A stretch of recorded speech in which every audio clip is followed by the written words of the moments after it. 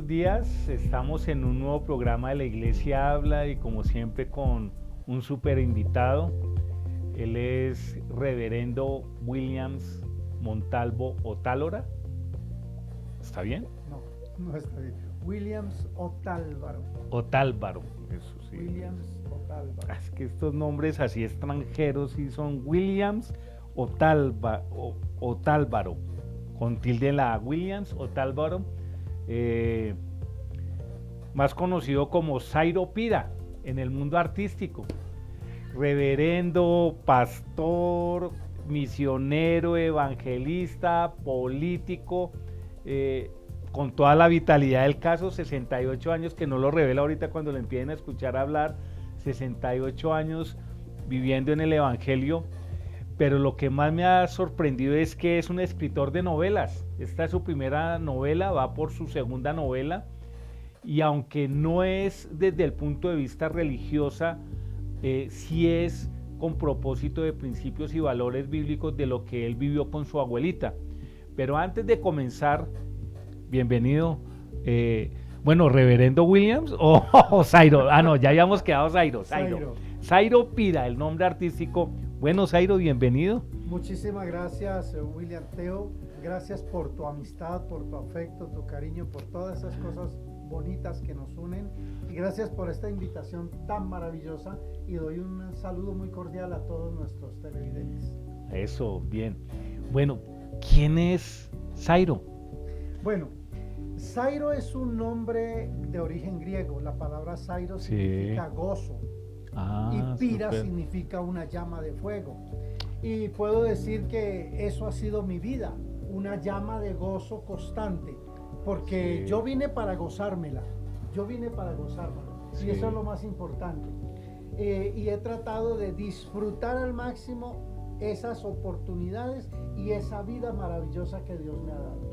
Bueno, Zairo, en ese orden de ideas, ahorita extra cámaras, hablábamos de cómo fue tu vida, ¿no? Antes de entrar al libro, porque en ese hilo de tiempo de tu presentación de cómo es tu relacionamiento con tu abuela, cómo conoces del Evangelio, ahí vamos a llegar en ese hilo conductor a lo que es este maravilloso libro, esta novela, que por el contenido del índice que vi y la foto que está acá, que es tu abuelita, nos va a contar, y me causó curiosidad, Magdalena Otálvaro Gallego, ese apellido Gallego es como españolete, sí.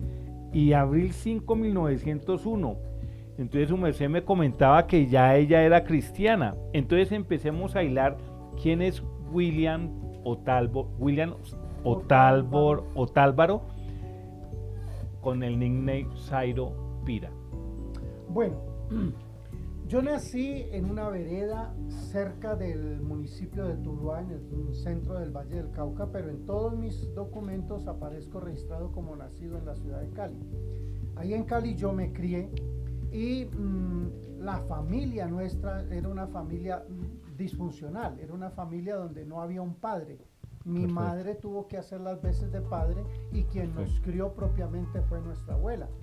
La abuela había conocido el Evangelio desde muy niña, cuando el Evangelio apenas estaba llegando al Valle del Cauca y al norte del Valle del Cauca. Esta región fue evangelizada por un misionero llamado Carlos Chapman y un colportor de las sociedades bíblicas que vino del Ecuador. Recorrió gran parte del Valle del Cauca vendiendo Biblias, y ahí al pueblo donde mi abuela vivía llegó él, y de esa manera llegó el mensaje de Cristo a nuestra familia. Pero Zairo, cuéntanos un poco, porque es que si estamos hablando, y es bueno hilar ese acontecimiento histórico, es que tu abuelita pudo haber conocido al Señor más o menos en 1905 a 1910-12. Por ahí así. Entonces más o menos en ese entonces tu abuela conoce del Evangelio. ¿Tu abuelito también conoce del Evangelio o...? Sí, toda nuestra familia. Por parte de abuelo y abuela. Sí, correcto. Los padres de mi abuela, o sea, mis bisabuelos, el bisabuelo había muerto, pero la bisabuela se había vuelto a casar, entonces tenía un padrastro, y ese padrastro fue la persona que permitió que a la finca llegara el mensaje del Evangelio. Ahí hay una historia bien interesante que yo la narro, algunos apartes de eso la narro en el libro, sin necesidad de que el libro sea un libro histórico. Sin necesidad, pero háblanos un poco de esa historia que está narrada acá, porque si es representativo, porque por ejemplo, Zairo, el normal de los jóvenes de hoy en día tienen una cosmovisión o un contexto bíblico que el Evangelio fuerte es apenas de 1950 para acá, pero resulta que hay toda una historia del Evangelio. Nárranos algo de eso, de lo que está acá en el libro. Bueno, cuando este señor que yo menciono, que se llamó Segundo Pazmiño, visita el norte del Valle del Cauca, pues esa es una región totalmente católica. Y nosotros llegamos a conocer el Evangelio gracias al sacerdote del pueblo en un municipio llamado Toro. ¿Y por qué digo yo gracias al sacerdote del pueblo? Porque el sacerdote en una de las misas del domingo, que mi familia vivían en la finca y bajaban al pueblo el domingo a la misa y a mercar. Entonces el sacerdote dijo públicamente, ha llegado al pueblo un hombre que es un hereje. Nadie puede hablarle, nadie puede ofrecerle ni siquiera un vaso de agua porque este hombre es un enemigo de la fe católica. Y ese hombre vende unos libros negros de canto rojo, ¿ya? Sí. Que son libros que tienen pacto con el diablo. Y ningún católico puede acercarse ni a él ni a esos libros. Mi abuela tenía como unos 7 o 8 años. Y el sacerdote dijo algo que, perdónenme la expresión, se le chispoteó. Sí. El sacerdote dijo, esos libros que vende ese hombre son tan peligrosos que a esos libros les dan fuete y sueltan plata.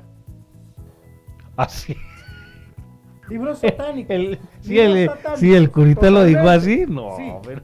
Entonces, y la gente creía, ¿no? No, la abuelita puso los ojos como 2 huevos tibios, ella era una niña todavía, y al salir le dice al padrastro, papá Pepe, compre un libro de esos. Y él le dice, ¿cómo se te ocurre? El cura dijo que ni siquiera nos podemos acercar a él.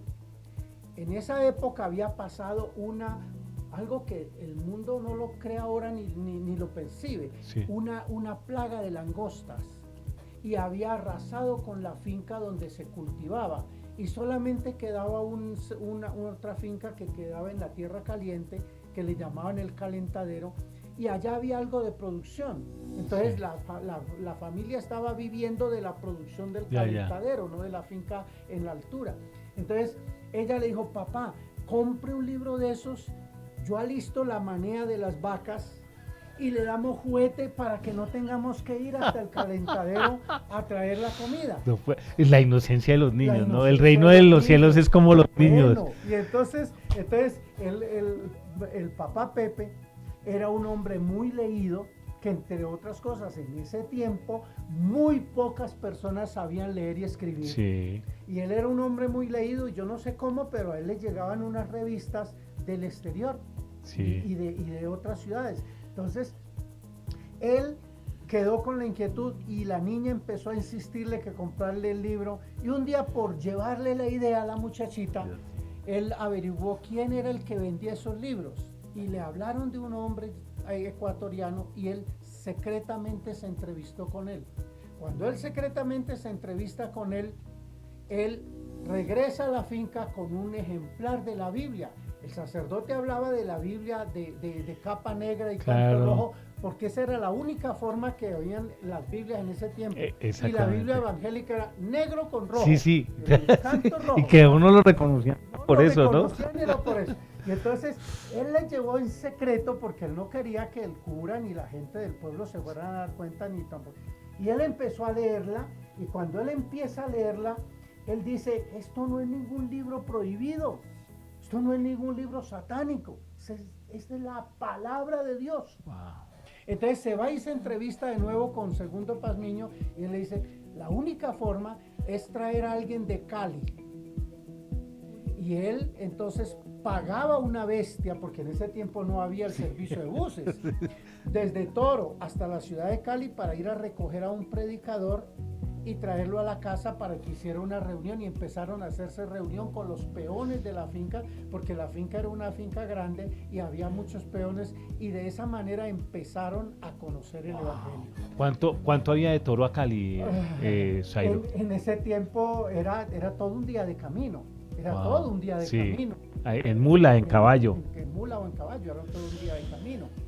Entonces empiezan a hacerse reuniones, y en la casa de ellos, que ellos tenían una casa en el pueblo, comienzan a hacerse reuniones evangélicas y empieza la persecución. Porque en ese tiempo ser evangélico en ese tiempo y ser liberal era motivo de persecución, sobre todo en Toro, que era un pueblo conservador. Entonces el ser liberal, claro, y ser conservador y ser evangélico en Toro era cargar una lápida en la espalda, literalmente. Pero así de grave era. Así de grave era. En el libro se habla de la persecución religiosa, y también se habla un poquito de la persecución más adelante con la guerrilla y los paramilitares. Por eso son borrascas infernales de los que habla ese libro, ¿no? Oiga, ahora la historia central del libro no es esa persecución, porque otra vez no es un libro histórico, es una novela. Y la novela es la historia de una dulce abuelita que para muchas situaciones y muchas personas no era tan dulce, una mujer que le tocó enfrentarse al mundo entero para sacar adelante su familia, y de un nieto que es muy pícaro y bien pícaro, ¿ya? Breve, casado, ahorita me comentabas con todos tus hijos y sí. Cuéntanos eso y entramos de una vez en esto porque ya me interesó el libro. Yo llego a la ciudad de Cali, o llegamos a la ciudad de Cali como familia, ¿ya? Y ahí yo empiezo a crecer, vienen mis estudios, termino mi primaria, termino mi secundaria, me gradúo como maestro. Yo soy maestro normalista superior del año de 1973, ¿ya? Que en ese entonces eso era un peso, usted salía un orgulloso, ojo, soy maestro normalista. Bueno, y entonces yo me gradúo, pero desde niño, desde casi como los 6 años, yo empiezo a asistir a la iglesia bautista. Mi abuela nos llevaba a la iglesia bautista. Yo recuerdo y canto todavía las canciones bautistas que cantábamos en el nuevo himnario bautista popular. Estoy hablando de historia patria. Claro. Y yo termino mis estudios, me gradúo como maestro, trabajo 5 años en el magisterio. En ese tiempo me casé. Y en ese tiempo yo recibí un llamado de Dios para ministrar la palabra, para predicar.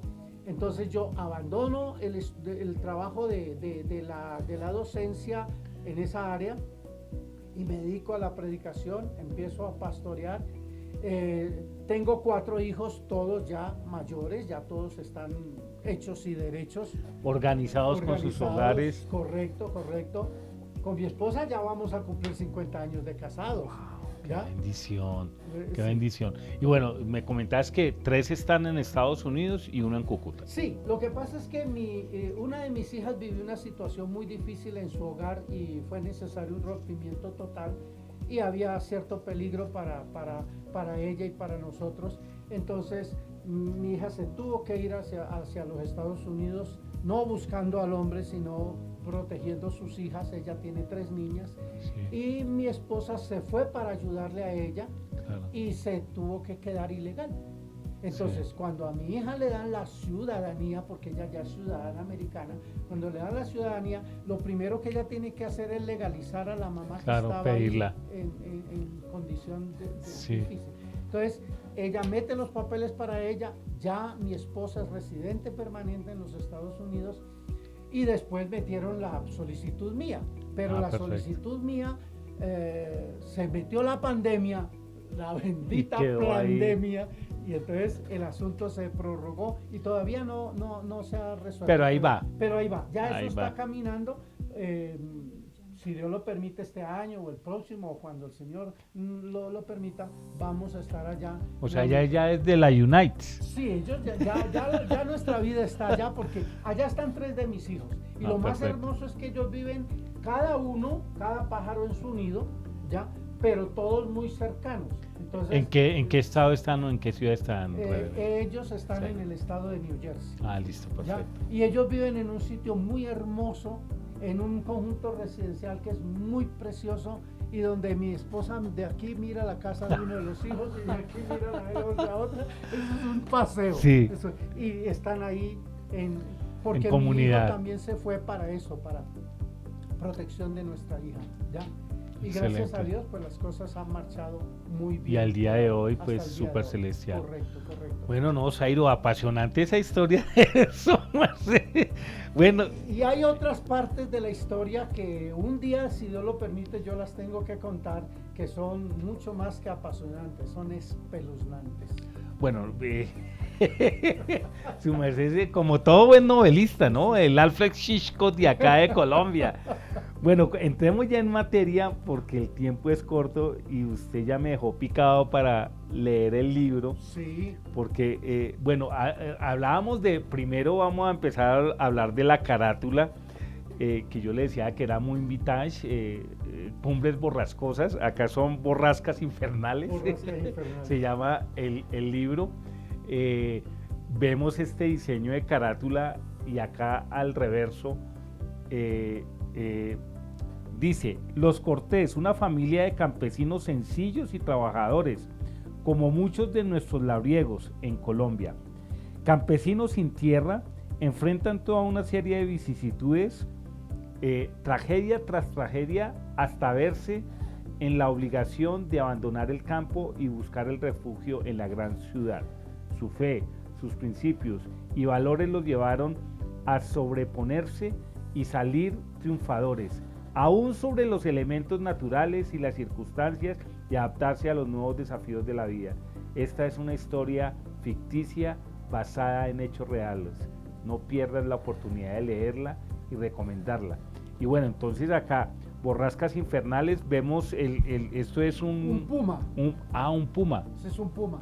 Listo. Cuéntanos cómo es lo del diseño y todo esto, porque veo que su merced también hizo parte del diseño y todo, ¿no? Bueno, yo no solamente hice parte del diseño, sino también de la producción misma del libro, porque yo no le entregué mi libro a una editorial para que lo produjera.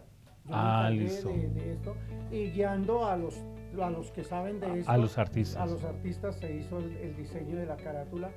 El título habla de borrascas infernales porque son una cantidad de... Una borrasca es algo que arrastra, que destruye. Sí. Y la familia varias veces están a punto de perderlo todo y de perder la vida. Sí. Y este puma hace parte de esas tragedias, porque se cuenta en el libro la historia de un puma que despedaza, bueno, no voy a mencionar muchos detalles, pero Sí. que hace destrozos. Haces estragos. Y son historias muy reales. Sí. Como lo digo aquí, es una historia ficticia, pero basada en hechos reales. Y la última borrasca que ellos enfrentan es una borrasca de fuego y ceniza. Sí. Por eso habla de algo infernal. Listo, perfecto. Y por eso así ese rosadito y Sí, los sí, rayos sí, y sí. toda esa vaina es, o sea, sí se ve bastante espeluznante. Bueno, comencemos porque es que yo veo, me ha parecido muy particular. Primero, esta foto se me hace muy preciosa, la de tu abuela. Y ¿qué edad tenía ella ahí y en qué fue esta foto? No, esa foto ya podríamos decir que ya vivíamos una vida tranquila en una casa de madera. Eso es una historia interesante, porque ella vive los últimos años en una casita de madera que su servidor le construyó. O sea, yo mismo la hice con la ayuda de una persona que supiera, y con mis manos se hizo una casita de madera donde ella vivió sus últimos años, y también muchos años vivió mi madre en esa casita. Y esa es una de las cosas que me motivó a mí, pues, para escribir el libro, ya, el sentir ese afecto hacia ella, porque ella como ya lo dije, fue como la madre para nosotros. La Vivió persona que nos 93 años. crió. Sí, y mi madre murió de 98, Wow. porque yo vengo de una familia longeva. Longeva. Entonces Sí. ahí tiene amigo para rato. Bueno, 68 y 30 años más de amigo. Bueno, eso está bien, Zairo. Bueno, entonces yo veía acá el índice y claro, son 27. Bueno, sin el epílogo. No, sí, son 27 capítulos y me pareció curioso porque uno normalmente cuando abre un libro, entonces empieza a ver capítulos y títulos largos, ¿no? Bien larguitos. Y acá no, acá son títulos sencillos, que es el Cebú, la cabaña, la extraña visita, Berraquita, ese me llamó la atención, un puñado de sal, dos mujeres y un destino, de vuelta a la cabaña, enfermedad. Siga ahí, por favor, leyéndonos. El tratamiento de esa enfermedad. Sí. Mis nuevos amigos, el parto de Patricia, la historia del tigre, a la casa del puma, el ordeño, la noche tenebrosa, el sepelio, lo que la quebrada se llevó, y luego viene salida de Agua Blanca. Agua Blanca se llama la finca donde ellos viven la tragedia, la confrontación. Aquí hay un capítulo que es súper, un simple tarro de leche, la llegada a la gran ciudad, la molienda, las borrascas, Cali y el pachanguero. Como el disco. Sí, la noche infernal, la entrada a Agua Blanca, la visita al Dagua, el epílogo y los refranes. La novela está en 27 capítulos, más el prólogo 28 y 29 con el epílogo. Yo recomiendo que este libro lo lean en familia, el padre con los hijos, contándole un poquito sobre el contexto, porque es un contexto campesino. Entonces es una novela costumbrista y de corte bucólico, que habla del campo. Venga, pero Zairo, eso me sé cada vez me escritor, pero un escritor muy entendido. Nace con esta vena porque hablas ya muy específico, novela costumbrista bucólica. Sí. Entonces explíquenos cómo es todo eso. Ok. Hace muchos años que no surge en Colombia un escritor costumbrista y se necesita. Sí, en claro. el pasado, en el siglo pasado, fue muy prolijo ese estilo. Pero dentro de la novela costumbrista está la costumbrista urbana y está la costumbrista del campo. El bucólico o la novela bucólica se refiere al campo. Entonces ahí hay una cantidad de términos que se usan en el campo, ¿ya? Entonces abajo, en el pie de página, está la explicación de esos términos y al final hay un anexo en donde están los refranes que se usan en la novela, porque hay refranes que nosotros no los entendemos. ¿Cómo cuáles? Por ejemplo, yo fui a Brasil y en una región de Brasil salimos a hacer una cacería. Y en esa cacería el pastor que iba conmigo me dijo: ¿usted ha escuchado hablar un refrán que dice, de ese jeito no tenta tú que aguante? O sea, de esa manera no hay armadillo que se resista, sería la traducción. Le dije, yo no había oído hablar de ese refrán. Entonces, pero ese refrán se usa ya porque tiene que ver con el contexto, la forma como sacan al armadillo de la cueva. Entonces hay refranes de mucho estilo y de mucho uso, sobre todo en el Valle del Cauca. Es una novela para conocer el pensamiento del Valle del Cauca y la región, que es una región exuberantemente agrícola, muy hermosa. Tuve el privilegio de leer alguno de los refranes. Por ejemplo, los refranes: acabar hasta con el nido de la perra. Ese es hasta acá en Bogotá, sí. pero es de allá. Significa destruirlo todo. Sí, destruirlo todo. A Dios rogando y con el mazo dando. Sí, también es ya muy conocido. Aliento de dragón. Vaya, quítese ese aliento de dragón. Cuando la persona se levanta y no se ha enjuagado la boca, pues ¡guau! Eso sale fuego, ¿no? Entonces, vaya. Oiga, Zairo, que o sea, podríamos decir que como Gabriel García Márquez al estilo Zairo. No, pero guardando mucho las proporciones, No, de no, sí, verdad. pero Sí, sí, sí. no, pero es que yo veo o sea, me lo voy a leer porque Mira, yo conozco muy poco de allá de esa región. bueno, déjame leerte Claro, dos o dale, tres párrafos dale, del capítulo que podría decirse que es el capítulo culminante de la novela que habla de esa borrasca que fue infernal. dale. Dice, nos faltaban pocas cuadras para llegar a la pensión cuando fuimos testigos de algo apocalíptico. El cielo se encendió en un fogonazo rojo y prolongado, algo infernal. De inmediato vino un estruendo ensordecedor como de una explosión impresionante y prolongada, como una serie de explosiones casi simultáneas o secuenciales con fracciones de segundos unas de las otras. Todo el sector se oscureció y una nube densa de polvo y ceniza se esparció por todas las calles alrededor nuestro. En algunos lugares se cortó el fluido eléctrico y en otros empezaron a formarse chispas de cortos circuitos. Mamá y Magnolia, ambas gritando, se abrazaron y cubrieron con sus cuerpos, y me cubrieron con sus cuerpos.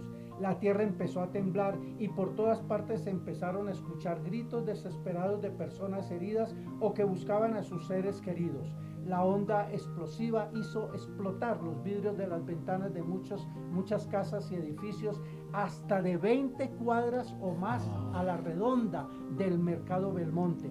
De pronto como que desperté y grité a mi mamá y a mis hermanas: mamá, Magnolia, y los niños, y Pedro José. Mamá gritó: mis hijos, mis hijos. Magnolia también gritaba: mis hermanos. Los tres corrimos sin saber a dónde, pero conservando por instinto la relación del espacio, buscando nuestra pensión. Aquel momento fue terrible. Aún salen las lágrimas de mis ojos y mi piel se pone como de gallina cuando recuerdo lo vivido. Tras el fogonazo y el estruendo, vino el baño de polvo y ceniza con el temblor de tierra y se fue formando sobre el sector norte de la ciudad el hongo de humo semejante al dejado por una explosión de una bomba atómica. Y lo demás, léanlo ustedes en la casa. Venga, pero fuerte, Zairo. Eso O sea, fue fuerte. Voy a contar algo. Dale. Ese pasaje está refiriéndose a la explosión del 7 de agosto de 1956 en la ciudad de Cali, donde 14 camiones cargados de dinamita explotaron frente al cuartel del ejército. Dicen los que vieron que como 3,000 personas o más fueron depositadas en una fosa común con bulldozers tirados allá. Un sacerdote de Cali dijo que él vio 3,000 cabezas de personas ser sepultadas en una fosa común en el cementerio central de la ciudad de Cali. El número de muertos no se ha definido todavía. Algunos hablan de 5,000, de 8,000, de 10,000, pero eso fue espantoso. Y la familia nuestra vivió esa situación.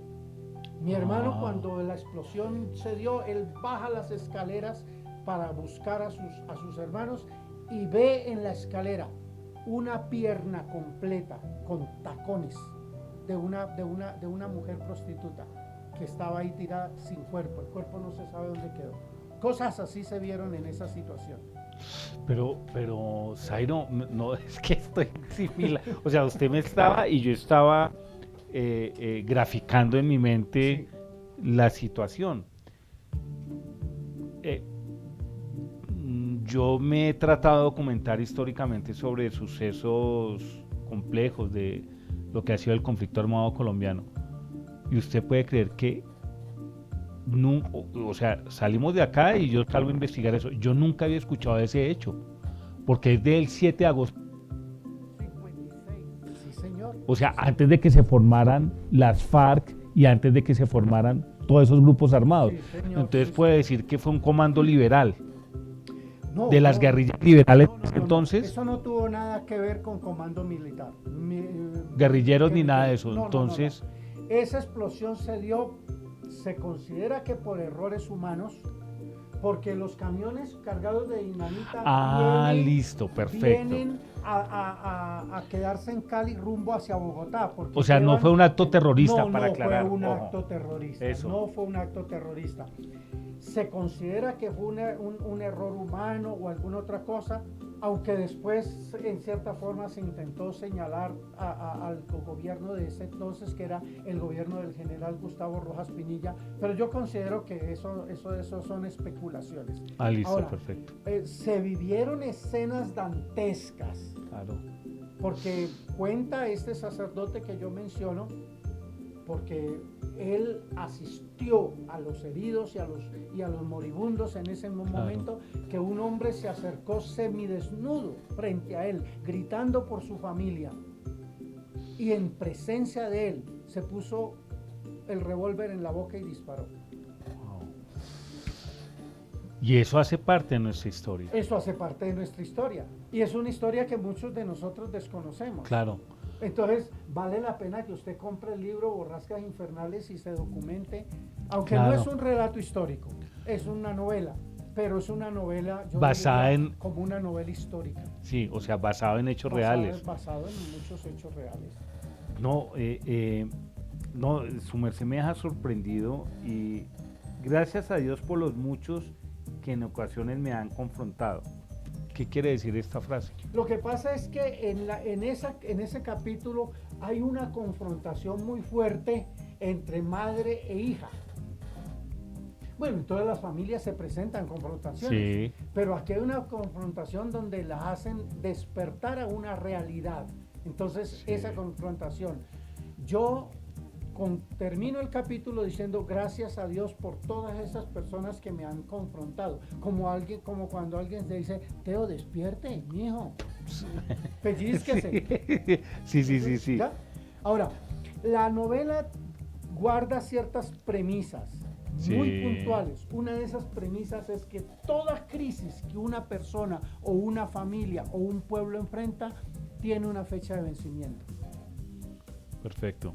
No hay mal que dure 100 años Sí. ni cuerpo que lo resista. Entonces, Que es otro de los refranes. es otro de los refranes. Entonces, y otra de las premisas que es muy se repite mucho en la obra es que todo tiene un propósito. Y si el propósito se cumple, podemos superar la situación por difícil que sea. Me estoy dando cuenta que en cada uno de los finales de los capítulos tú dejas, Hay una frase. hay una frase que las hay, y son frases coloquiales o expresiones en Esa las que las hay. ¿Dónde lo has escuchado? en las brujas. Ah, bueno. Oiga, no, apasionante. Ah, véala. Ah, ahí está. Aquí está. Bueno, venga, cuéntenos cómo es este rollo, porque en el campo y en la Sí. parte rural siempre se habla de todo se eso. viven muchas de esas Sí, situaciones. la visita, o sea, ese es el capítulo, la visita extraña. Sí, Bueno, sí. ¿cómo es? Nárrenos eso. No, porque es que, Zairo, es importante que, porque yo le voy a decir por qué estoy impactado, porque ahorita hablábamos extracámaras y que eso es muy importante que lo sepan todos los que están conectados y los que van a ver en el futuro esto, es que encontrar escritores del perfil de su merced que están narrando bajo un estilo, como tú lo estableces, una novela basada en hechos reales, entre la ficción y la realidad, entendiendo lo que son cada uno de los personajes que están acá. Pero tienes claro que cuando tú empiezas a escribirla, tienes el filtro de Dios, ¿sí? Y es muy diferente cuando se escribe una novela simplemente pensando en el éxito que posiblemente puede tener, o también con el propósito, porque ahorita tocaba la cuestión del propósito, de que se pueden escribir novelas con la intención de que estas novelas impacten la vida de las personas. Entonces, en función de este capítulo de que las hay, porque por ejemplo ya me fue de que las hay, ¿cómo narranos este capítulo? Cuéntanos este capítulo y cómo es la forma en que cuando una persona vaya a llegar a abordarlo puede tener conciencia de que Dios está ahí. Sí.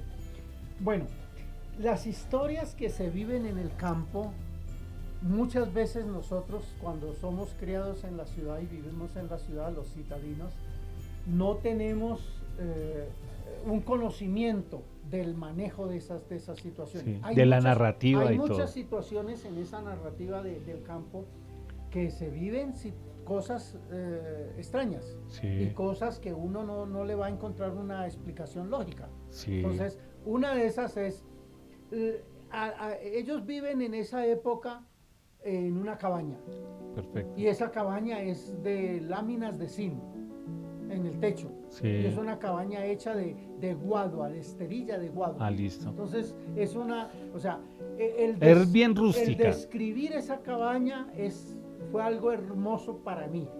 Porque es que yo viví todas esas cosas, yo las fui viviendo. Es más, voy a hacer un pequeño paréntesis. Hay capítulos que cuando yo los escribí, yo no podía contener las lágrimas. Wow. Y mis primeros lectores fueron mis 2 hijas y mi esposa. Sí. Y a veces los 3 llorábamos al leer cada capítulo. Sí. Un día una de mis hijas vino y se enojó muchísimo conmigo. Wow. Porque en la historia ahí se habla de la muerte de alguien. Sí. Y vino y me dijo, ¿por qué lo mataste? ¿De verdad? De verdad, de verdad. Pero llorando, o sea, no fue algo muy vivencial. Ahora, esto de la historia de las brujas, hablándolo claramente, Sí. es que ellos están en la cabaña y de pronto sienten que algo o alguien cae sobre el techo. Sí. Y comienzan a sentir que ese algo o alguien que cae sobre el techo comienza a caminar sobre el techo y se sienten las uñas. Claro. en el tejado Sí. en la teja de zinc. Que eso es bien terrorífico. Correcto. Entonces ellos se quedan ahí mudos. Claro. Los 2 pequeños que están con la abuela se quedan mudos, y la abuela, que es una mujer de armas tomar, agarra una escopeta y la tiene lista para si es una fiera o si es Algo extraño, así sí. sea algo extraño, Sí. por lo menos un pepazo le pego. Entonces ahí se desarrolla esa historia que no voy a Sí, no, profundizar, pero el capítulo termina diciendo que las hay. Sí. ¿Por qué? Porque en el campo uno oye hablar de duendes, del moán, De la las patasola, brujas, de la llorona, de la patasola, ¿ya? del cura sin cabeza. Yo conocí un amigo que cargaba una maleta llena de zapatos, pero no de pares de zapatos, todos de un mismo pie. ¿Y por qué? Por si se encontraba con la patasola, hacía por lo menos una venta. Oiga, Bueno, sí. sí. No, es que está apasionante. Ahora, una cosa que debo aclarar. Claro. El libro nunca pasa al género o a términos de surrealismo. O sea, Listo. no estamos hablando de apariciones y de cosas. No. O que situaciones de un mundo se pasa a otro. No llega Hechos reales que ocurrieron hechos reales, que se algunos narraron. inventados en la mente del escritor. Sí. Porque ese Zairo es inquieto. Uy, no, entonces, bueno, no, Zairo, es que es impresionante porque encontrar este tipo de novelas hoy en día no es fácil. O sea, este tipo de escritura no es fácil. Lo más cercano a esto es lo que hace, que no lo vamos a nombrar, un escritor que ha escrito mucho sobre el narcotráfico y toda esta cuestión y eso, y que pues eso realmente no construye. Sí. Entonces, desde ese contexto, todas las personas que van a exponerse a comprar y a leer este libro, ¿qué pueden encontrar aparte de todo lo que ya nos has contado de historias fantabulosas, de historias y narrativas que los puedan enganchar y que se puedan conectar con lo que es la idiosincrasia del contexto vallecaucano donde se escribe esto? Sí. Porque yo me la voy a leer, es por eso. Uno no de los conozco. propósitos principales del libro es dar a conocer esa región del país que es tan hermosa. Perfecto. Y tan abundante en productos. Aquí no podemos decir que nos están asustando. No. Ahora, Otra de las cosas es que este libro siembra principios y valores. Perfecto. Independientemente de que se sea evangélico o católico o musulmán o la corriente que sea, el tener la fe en algo o en alguien, esa fe nos ayuda y nos abrazamos a esa fe, como cuando usted, si se puede imaginar un naufragio y logra ver una tablita y esa Sí, tabla es su ahí te tabla de aferras. salvación. Entonces, así nos aferramos.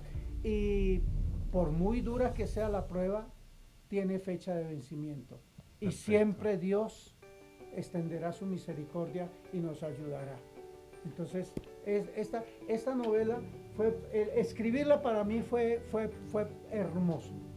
¿Cuánto te demoraste escribiendo esta novela? Un mes. ¿Un mes? Un mes. ¿Un mes? Un mes escribiendo todos los días. Y escribiendo y leyendo y releyendo y organizando y dando a conocer con el círculo cercano de mis primeros lectores la novela. Un mes. El mes de enero del 2022. Ese año 2022 para mí fue un año espectacular. Cuando el mundo se estaba derrumbando por lo de la pandemia, Dios estaba haciendo cosas maravillosas con ese libro. No, pero sí me ha sorprendido porque un mes. Sí. Estoy pensando, Ahora, lógico, todas las obras no van a hacerse en ese tiempo. Yo creo que esa fue una entrega express.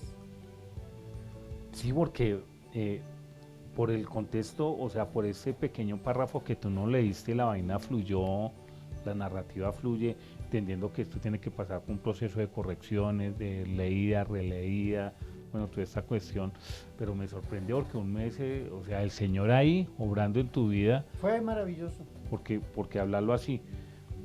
Bueno, ya entramos en el final, Sí, ya entramos en el final todo y lo acá, bueno dura poco. sí, acá está la foto del Puma. Sí, Entonces, para dejar enganchados a las personas, porque también me encantó la forma en que su merced lee, cuéntenos, o sea, nárrenos, léanos lo que usted escoge de acá, de la Casa del Puma, nos cuenta la historia y escoge otro capítulo también para hacer el mismo ejercicio, para que los que están conectados se conecten con Borrascas Infernales de Zairo Pira.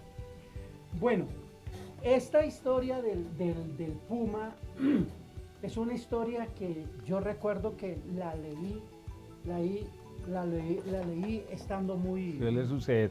Ese estando- debe ser el editor. Yo leí la historia hace muchos años y fueron algunos apartes que yo tomé de ahí de esa historia. Perfecto. Y en la historia yo combino un poquito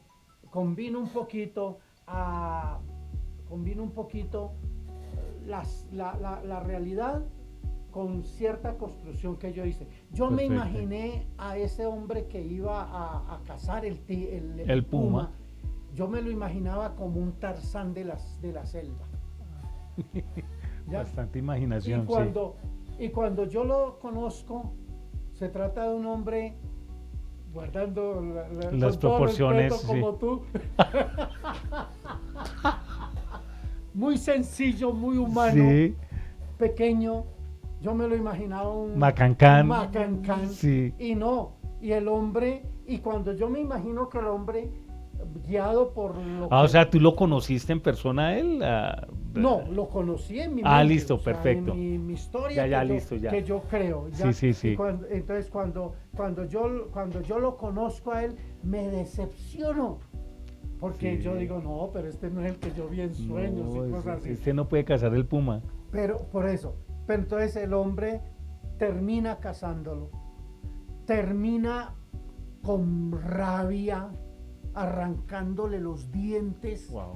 O sea, eso es una cosa tenaz. Sí. O sea, vale la pena otra vez. Otra vale vez la leerlo. pena. Bueno, otro capítulo y despedida.